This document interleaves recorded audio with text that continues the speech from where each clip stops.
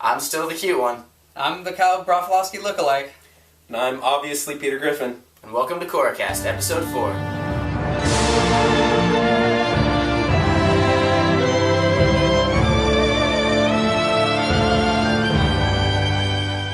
Hey guys, thanks for tuning in for another episode of KORRACAST.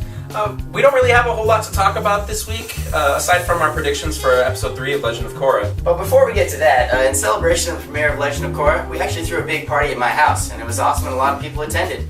Let's take a look!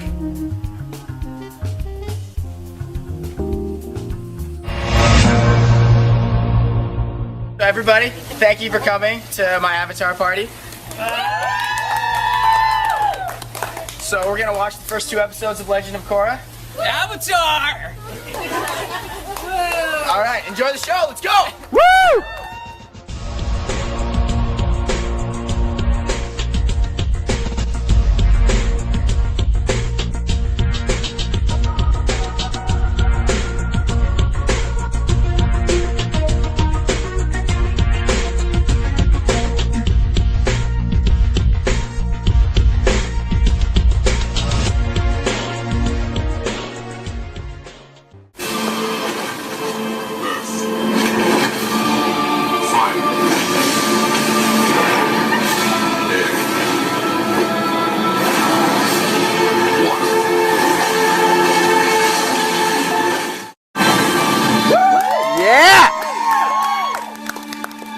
Say hi, this is Andrea. Hi. So, she just finished Sozin's comment yesterday. She just finished Avatar: The Last Airbender a mere 15 hours ago. So what do you think? Avatar versus Korra? Hey, Naga, get out of the shot. I'm here with James. He just saw the first 2 episodes of The Legend of Korra. Okay, so you haven't watched the first Airbender series. So, what did you think about this? These first 2 episodes? I enjoy the story arc for the first 2 episodes. Okay. I like the concept of a hero that has been raised to believe that she is the hero. Because now, where is she going to go? Is she going to be the Avatar, or is she going to, go evil? Because it could go either way. Interesting. So, James, you think that Korra might become a villain in the series? That's Well, an no, interesting theory. actually, just because when someone like that has been praised her entire life as being the next hero, arrogance can get to somebody's head like that. Avatar versus Korra is such a big change.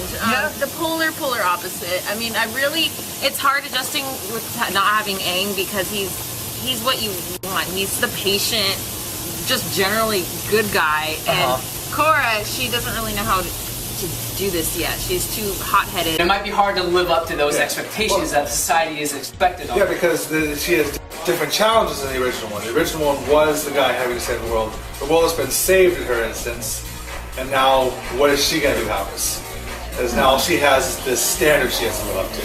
So Leanne, you never seen Avatar or Legend of No, Korra. I haven't. What do you think of Korra? What do I think of Korra? I think if she spent less time being an angsty teen, probably would get things done a little bit faster. Oh, so would you say she's kind of dumb? I would say yes, she's kind of dumb. Bending is the coolest thing in the world. I'm here with Chase after watching the first 2 episodes of The Legend of Korra. Do you have any ideas, any insight on what you might think is going to happen in the series? Yeah, actually, I'm interested to see what the books are going to be called, because it seems like Korra already knows 3 out of the 4 elements. So I'm thinking that maybe the last book might be energy. So your question is Korra. That wasn't a question. You just said a word. I'm gonna say. This is over here. I'm here. Establish that he has Get the shirt off. I have my shirt off. You'll see push-ups later. So I'm here with Aaron right now, and he is one of the biggest fans of the original Airbender series, and one of the most knowledgeable experts on the series. So Aaron, I have a question for you. What do you think about Avatar Aang versus Avatar Korra representing gender stereotypes and gender norms as reflected in today's society? Avatar say yip yip. Korra, I gotta say, as a fan of the original, it's starting off more story oriented than the original did. It's really trying to set up a lot of the main characters real fast. I gotta say personally, he's only said 2 lines. Big fan of Amon. That guy's I'm rooting for him. He's gonna take the world by storm. Well, guys at home, this has been the Korra Hot Tub. Back to you, whoever. Boo. Yeah, more of this. Yeah, we all had a great time at that party. If you couldn't tell, we actually projected the first 2 episodes of Legend of Korra on a giant screen in our backyard. And we also had a lot of people at the party in attendance. Many people who actually weren't Avatar fans who had never seen an episode of Korra or the original Avatar. And many of them actually really enjoyed Legend of Korra, which just goes to show that it's an awesome show that anyone can enjoy. You know, for the last month, we've been sitting on the first 2 episodes and been enjoying that for the last month. But now we only have to wait another week to see the 3rd episode, so I'm really excited to finally get to see that. They just released the next time on Legend of Korra online. What'd you guys think of that? It didn't show too much. It also leaves you with a big cliffhanger. The whole thing is about Amon's secret. Apparently, the episode, like, what happens is Korra and Mako infiltrate the Equalists, like an Equalist rally, and then they find out something about Amon. Obviously, they don't show us. Right, we know he has maybe like some technology at his disposal that he's gonna, you know, level the playing ground, equalize things as equalize. But Amon's secret, we don't know what this is, and that's to say that he only has one secret. This might not be the big secret. He's got a whole diary of secrets. We don't even know. Maybe they're gonna find his diary and they're gonna read it and he's gonna be upset. Maybe that's the secret, that he keeps a diary. I don't know about you, but I think it's time to speculate. Why don't we go into some of your guys' theories? So last week we asked you guys to come up with the craziest, wackiest, most inventive theories as to where Legend of Korra is going, and you guys definitely rose to the challenge. We got a lot of good, legitimate, really interesting theories, and we got some crazy ones too. So, disturbing, actually. Yeah, so let's take a look at some of the good ones first. Just Bookworm 322 writes, "Here's a theory. In the previews, we keep seeing the Equalists using electricity. Maybe if you get electrocuted at certain pressure points, your chi will be blocked permanently, leaving you to have no bending abilities forever." Vicky Meister writes, "Wait, what if the reason Amon wears a mask is because his face was stolen by the face stealer?" The Slytherin Hatter writes, "Mako and Bolin are actually descendants of Zuko. Zuko and the girl he met while living in Ba Sing Se had an affair, thus the Firebender Earthbender brothers. But due to the fact that Zuko was royalty, he had to abandon the family. Generations later, we have poor Mako and Bolin living on the streets.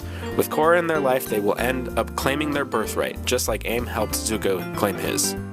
Sith Knight 01 writes, "When the Avatar dies, he's reincarnated into the next nation, but Aang's died twice. First at the Ba Sing Se catacombs in Season 2 finale, and once 64 years later. The 64-year version became Korra. However, that leaves one Avatar unaccounted for, Amon." So yeah, those theories are really awesome, and they really got us thinking. Now let's look at the crazy ones. Wow, That's Weird writes, "Crazy plot number 1, Amon is Ozai. Reason? Revenge for the loss of bending. Crazy plot number 2, Amon is the cabbage bender. Reason? His cabbages! Crazy plot number 3, Amon is Milo. Reason? Milo. Unlikely due to, well, Milo. I Love Daku Sibu Whatever writes, "Zuko's mom actually spent years developing time travel technology through energy bending and managed to construct a time machine to escape into the future." Bleach Angel 5 writes, "Amon is actually Sam Worthington trying to figure out if he should stay in the show or go back to his movie. Or he's just a lonely white guy." CPU Teabag writes, "Republic City is built on a giant lion turtle." Firestomp writes, "Amon is M. Night Shyamalan. Done." Makawa writes, "Crazy theory, Amon will survive the past 70 years, but watching Aang and his friends grow up and move on made him jealous and resentful. So he made a deal with the Spirit World's face stealer, Ko, to give him a human body so that he can get revenge on the Avatar for forgetting him. Sadly, he still has a lemur face, so he has to hide behind a mask, and thus, Amon was born." Bleach Angel 5 writes, "Amon is actually Batman, who was hunting down Pokemon, where he came across Republic City without Pokemon, but benders. So, Amon, aka Batman, is like, WTF, where's Pikachu? So he's jealous when he finds out people can control elements. So he becomes jealous, so he buys a mask and calls himself Amon, and Uchi Nekami writes, "It's an epic battle against Amon, when a giant SpongeBob rises from the sea and starts killing people with a horrid laugh. Amon is no exception. Mako and Bolin are out. Korra explosion bends the sponge, its guts flying everywhere. Suddenly they multiply into billions of zombified annoying nuisances. Then Monkey D. Luffy, Vegeta, Captain Kirk, Tony Stark, with an army of Gundams, and Chuck Norris back to back with a hot guy on the left with a shotgun, work to Korra to blow that shit."